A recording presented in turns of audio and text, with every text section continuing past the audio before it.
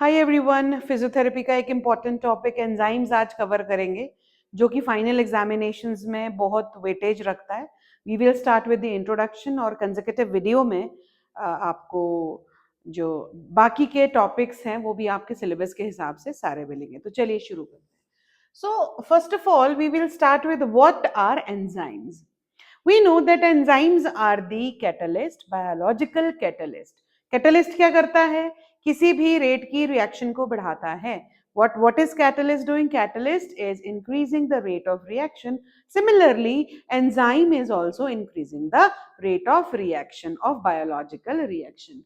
Basically, although all enzymes are proteins, but there are certain enzymes which are not protein, and the example is ribozymes. The ribozyme is known as the catalytic RNA. What is it? It is the catalytic RNA.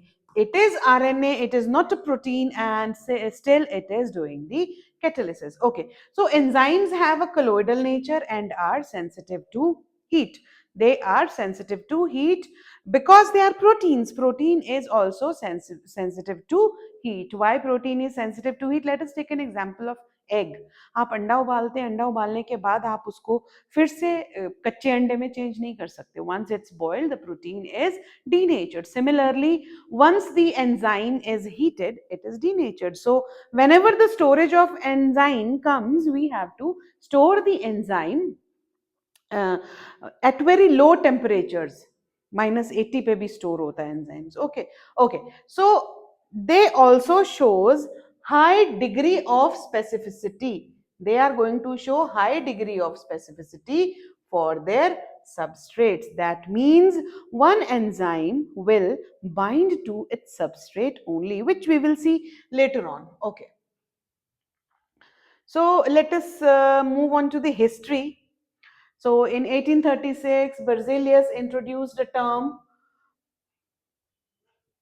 catalysis to describe the acceleration of chemical reactions, and Kuhne coined the term enzyme. This is important. The enzyme term was coined by Kuhne, and Buchner obtained a cell-free yeast extract to contain that contained zymase, which could convert sugar into alcohol. And another one was the James Summer, who isolated and crystallized the urease from jack bean and proved that it is a protein. Okay, next, when we study enzymes, we need to understand certain important terms. First of all, first term is the holoenzyme. First term is the holoenzyme. So let us understand that what is the holoenzyme. See, whenever we are saying that the enzyme is catalytically active, we call it the holoenzyme. So holoenzyme is the catalytically active assembly of enzyme. It is a catalytical active assembly of enzyme. Now what do holoenzyme consist of? This holoenzyme, it consists of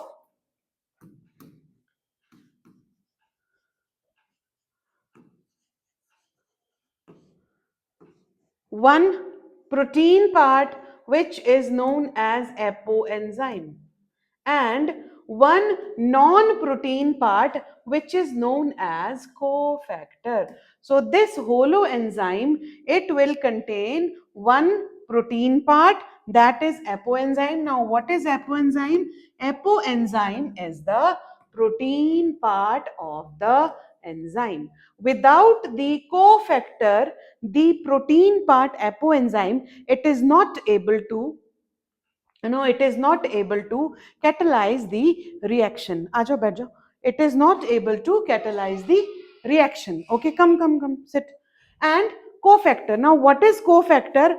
Cofactor is a factor. Cofactor is a factor. It is a molecule that is necessary for the activity of enzyme. Molecule that is necessary. This molecule is necessary for the activity of enzyme.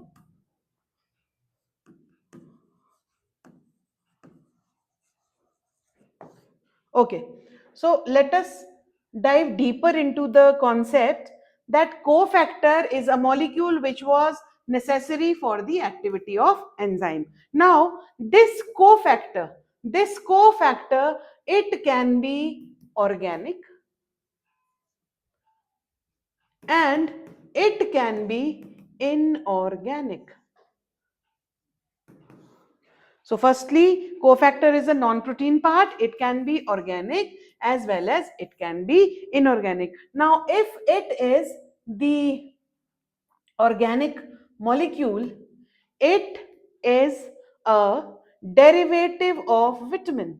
It is a derivative of vitamin. Okay, and these derivatives are NAD, FAD, these derivatives are FMN, etc. And if it is inorganic, it is a metal ion.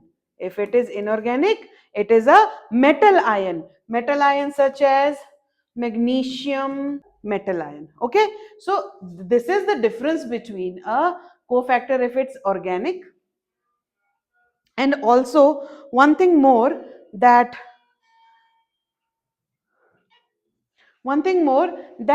these organic derivatives of vitamins, they are known as coenzyme. They are known as coenzyme. So what is coenzyme?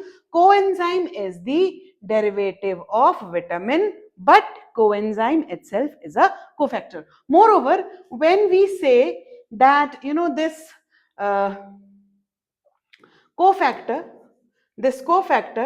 it may be tightly bound or loosely bound to the apoenzyme. To the apoenzyme. Now, if it is tightly bound, it is known as prosthetic group. If it is tightly bound, it is known as the prosthetic group. So, how many terms do we clear? We clear one is holoenzyme. Holoenzyme is the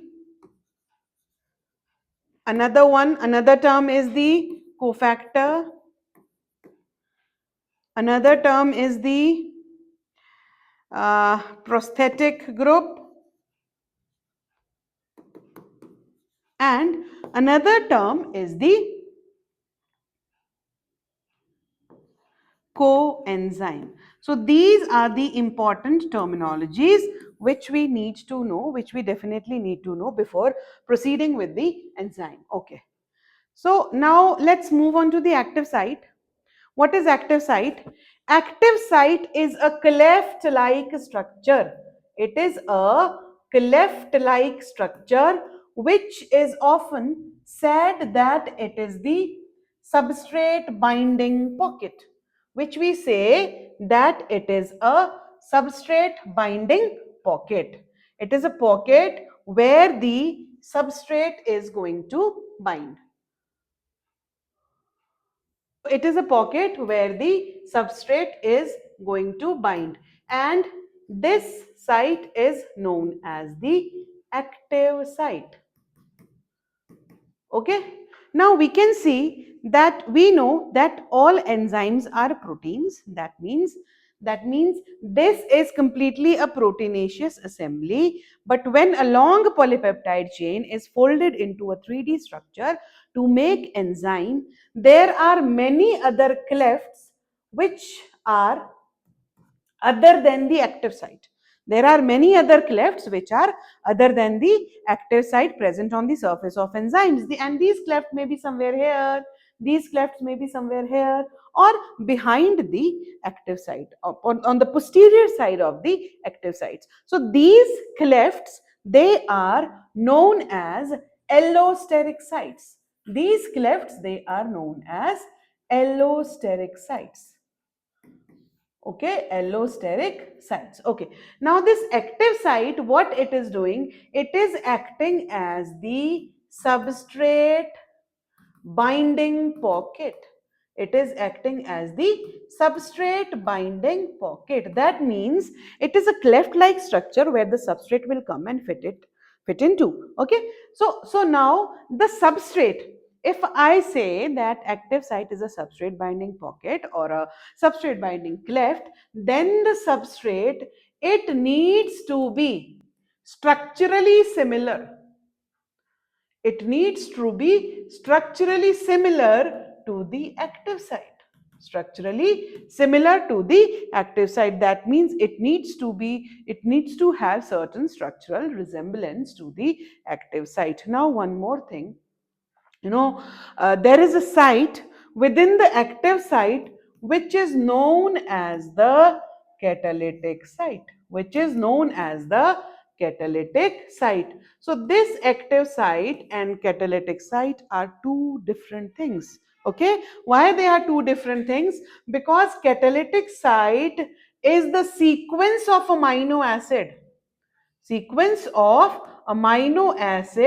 that will bring the catalysis. Now, what is catalysis? Catalysis is nothing but it is addition of some new groups and removal of some old groups. So what is catalysis? Addition of new groups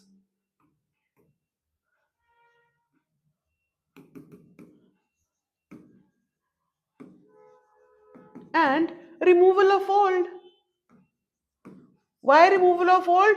Because now the substrate which binds to the enzyme is no more a substrate. It turns the product. It turns into new thing. Let us say I have a substrate A and it has two group B and X.